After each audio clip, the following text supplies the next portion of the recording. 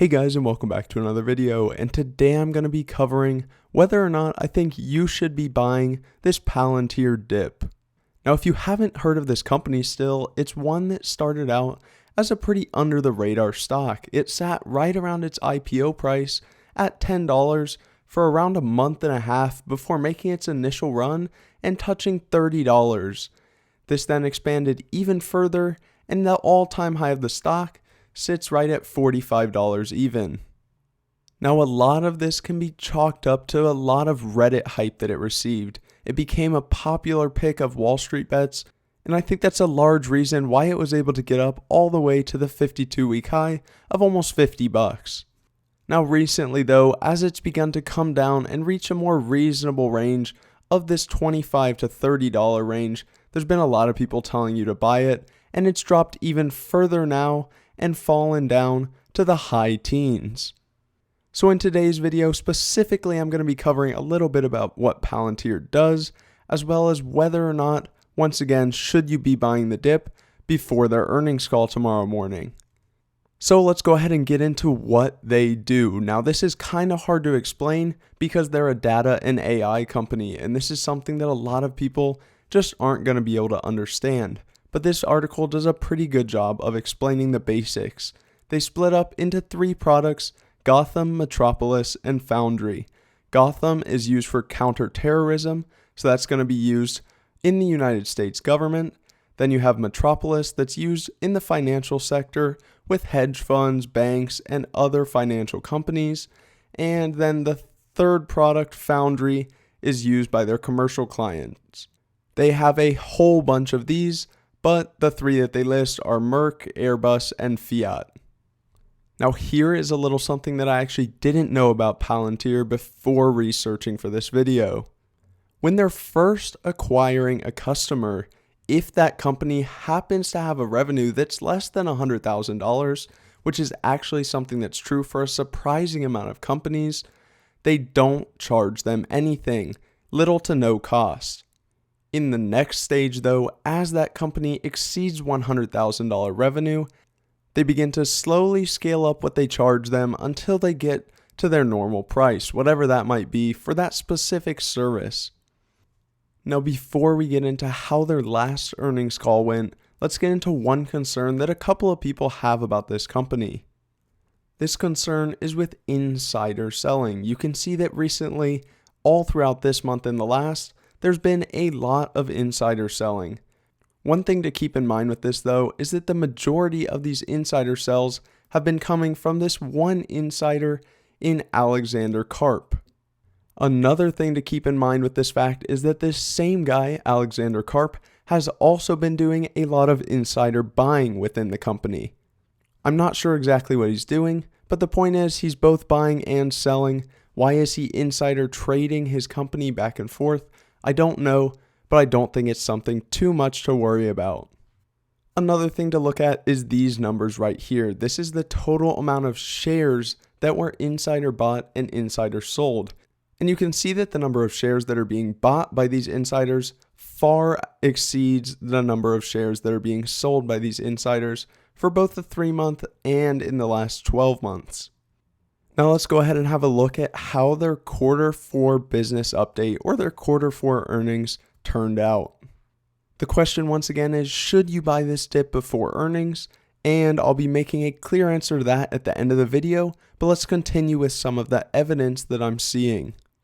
Here is just some pretty basic revenue growth info that they released with their earnings. They had 47% revenue growth year over year. That's very healthy growth. They also had a 17% operating margin, and they had 21 deals, 21 contracts signed in Q4 alone that were worth at least $5 million or more, and 12 of those were worth $10 million or more. Now, all of this revenue is split up in two main sectors, one of those being commercial and one of those being their government contracts. So let's start with their commercial. In 2020 as a whole, they generated 107% revenue growth from this commercial sector, totaling out to $482 million in revenue, and that is right around 44% of their total revenue. You can see that they also signed several large deals across a variety of sectors. So let's go ahead and have a look at some of those. I'm just going to give you a quick overview of them. If you want to read the rest of it, feel free to pause the video. So they signed a multi-year contract with Rio Tinto. It looks like this is a mining company, and this contract was meant to improve results in the safety, cost, and production for that company. The second contract that they signed was with PG&E. This contract was to create a digital twin for enhanced safety and grid reliability, meaning they're expanding their energy production, and specifically in this case, their reliability and their safety factor. And another contract that they signed was with an unnamed Fortune 50 healthcare company in order to help them with their contract management. So I think between these three big contracts, and there's many more, but you get the idea that they're providing their services to a variety of different sectors, and that's a really great sign for a really great company. Let's go ahead and have a look at their government side of their business. This is considered the bigger side of their business for most. In 2020, they had only 77% revenue growth from the government side of things, a little bit lower than their commercial side of things, but still not bad at all. This generated $610 million in revenue, and that comes out to 56% of their total revenue. Let's have a look at some of their Q4 government contracts. The first one came with the US Army to build a prototype with their data fabric system.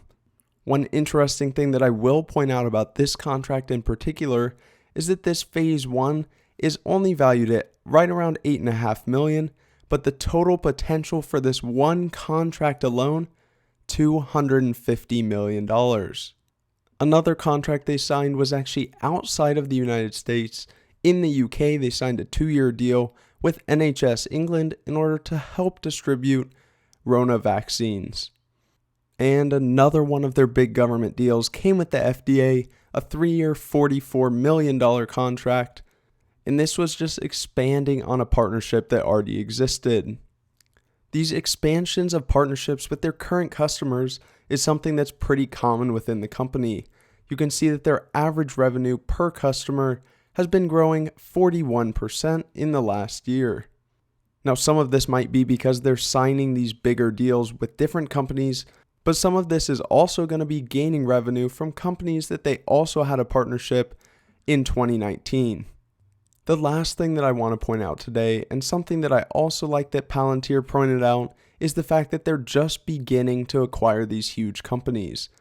You saw that the majority of, if not all of the companies that I mentioned partnerships with, you'd probably heard of before. They're big companies, they're no joke. But the thing is, they only have 8 of the Fortune 100, 12 of the Global 100, and 24 of the Global 300.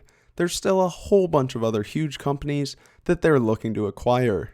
While many people think that the government side of their business is going to grow more, I actually think that the commercial side of their business is where they're going to make a lot of their money in the future. Now it's time to answer that loaded question of should you buy the dip? Well, if you're feeling a little bit risky, then the answer is yes, because you just saw how good their quarter 4 earnings are, and this thing has the chance to take off on earnings. If you're a little bit more conservative, and to be quite honest, a little bit smarter, you'll probably wait until after they report earnings, as earnings report generally tend to bring down the stock price, and then you'll hop in on that beautiful entry point that earnings will hopefully give us. I hope you did go on to enjoy today's video, and if you did, make sure you leave a like down below.